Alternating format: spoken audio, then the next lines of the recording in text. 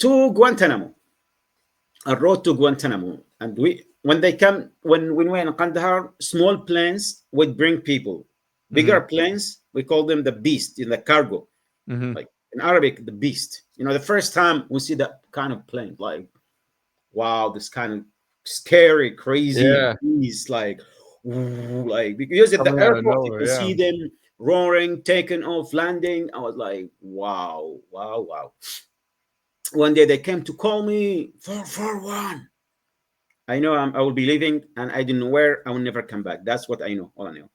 Yeah. Took us to a tent, strip us naked. They call it the process station. Would they beat you, strip you naked, shave your body, beat you in the orange suit, chain, hooded, gagged, and they put a sound around my neck, like sign, beat me. And because there was like a young boy where they were teasing him, and making joke of his genitals, and he was crying. I spat on the guard. Look, can do that. And they start. I was okay. I was happy that they shifted to me instead of that Mm-hmm. poor Yeah, guy. because in the book you're known as Leo the Lion, the terror, the No, troublemaker. yeah, basically, like no, honestly, like it's our child, my childhood, a way we raised, like because in a tribal society, it's not what the media or the movies tell you, guys. Those people on horses with the spear. Ah, no. The tribe society is a beautiful culture, beautiful tradition. We have beautiful code, which is respect for the elders, taking care of the youngers. Respect, courage, dignity, honor, transparency, and all kinds of stuff. This is the way how we raised. Yeah. Plus, based on the, of course, Islamic teaching religion and so on. So, and there was, we spent almost like the journey to Guantanamo around 40 hours, over 40 hours, beating, loud music, dragging, guards pose on you, take photos, pee on you, like they go all shit, you Oh know? my God, man, Yeah, that's yeah. it They was took photos, horrible, man. like, they brag about that, and you're male, females, they sit on your head, I just they because for them it's like to brag about it. We bring the terrorists, and now that the U.S. government has created a narrative, which is those guys are killers, the worst of the worst. They want to kill us. They hate us. They don't like democracy. They don't like whatever. They don't like our way of life. This kind of bullshit. Like, Hmm. and the problem is people.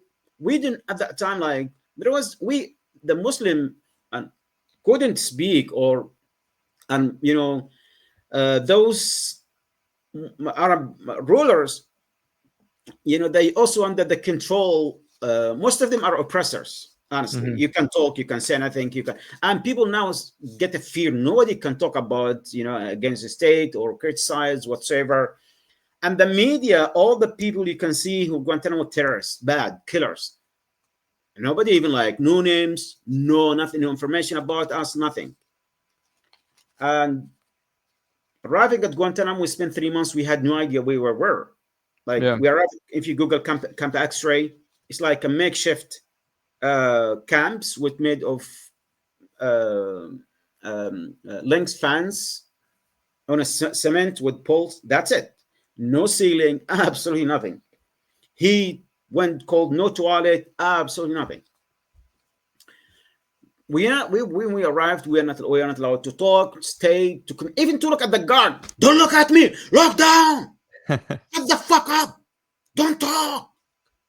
And if you try to do anything, they will beat you. It was a way of like they want to tame you. They want to show you who's in control. They want to you follow my. You are my slave. My You are beach. my whatever. So Yeah. like it's kind of so when you arrive at Guantanamo as prisoners, when you see the demographic and the diversity of the people, around 800 men arrive at Guantanamo. Also, the action number is still classified. Nobody, really, the government knows. So Really. they didn't, yeah, around 800, around like 50 nationalities, who spoke more than 20 languages. Hmm. Uh, the youngest prisoner was a few months old, like an infant. Really. Yeah, the oldest was 105 years old. Oh yeah, Like I remember you mentioned that there was a so. 105-year-old. Yeah, like as I told you, I know there was a baby there, but to say this information to the public, people will see you are lying. I will show you something. So, Yeah, yeah. and Go ahead. I was traveling last this year. So, and I was telling my lawyers and everything because everything we have to say it must be fact check, must be 100%. There's a lot of stuff we cannot say because we don't want to be seen like liars, exaggerating, and so on. But Mhm. and I was telling everyone there was a baby there. There was a baby there. I remember like the first year, and like, some of the brothers said like, yeah, we remember well, because he was kept at the hospital. His father would visit him every 2 weeks and so on. Until this year, I found that book. You know, so Wow. I was in the plane from London back to Belgrade, and in this page, one of the testimonies of the prisoner, he said, "Yeah, there was a baby." I was like, I was yes, Are you yes, yes. right? So Wow. yeah, like, and his Afghani baby, they brought him with his baby with his father. They said they were suspecting that baby is related to Osama bin Laden. Are you fucking kidding me? Are you a I'm baby? serious. I'm serious. So now I start contacting other prisoners, ask him question and so on. I talked to the man who wrote the testimony about it and so on. So like this kind of the prisoners. So when we arrived there, we had no shared life Mm-hmm. before Guantanamo. Like Yeah. this was Al Qaeda, Taliban, and Al Qaeda, and suicide bombers like sleeper cells, whatsoever. That all bullshit. That was like BS. That was like a big lie they sell to the world. Mm-hmm. And if you go now to the Brown University report, they call the Cost of War Project, more than 90% of the prisoners of Guantanamo were innocent. They have nothing. They have nothing to do with terrorism whatsoever. Most of another report by American Civil Liberty Union that 86% of the prisoners were either mistaken identity or sold for bounties, Mm-hmm. and only 8%, also in the Brown University report, 8% actual fighters. Some of them Wow. Qaeda, some of them Taliban, and they said only 5% were actually captured by by American forces. Because you said that I remember that you in chapter 4 you got taken next to the driver for Osama bin Laden Yeah. So they and brought his driver, they brought his cook, they brought the some of his bodyguards, some of the whatever, but they are Mhm. not like the high value whatsoever. Mhm. So as I told you, like this is 8% was actually the actual fighters, Mhm. and it's just crazy. Like what's like about Guantanamo? It's the most secretive prison in the world. Secrecy is give the government credibility, give the government control over the narrative, justifying the actions. So basically, they call us the worst of the wars, terrorists, killers, vicious, wherever, to justify this brutality, the torture abuses.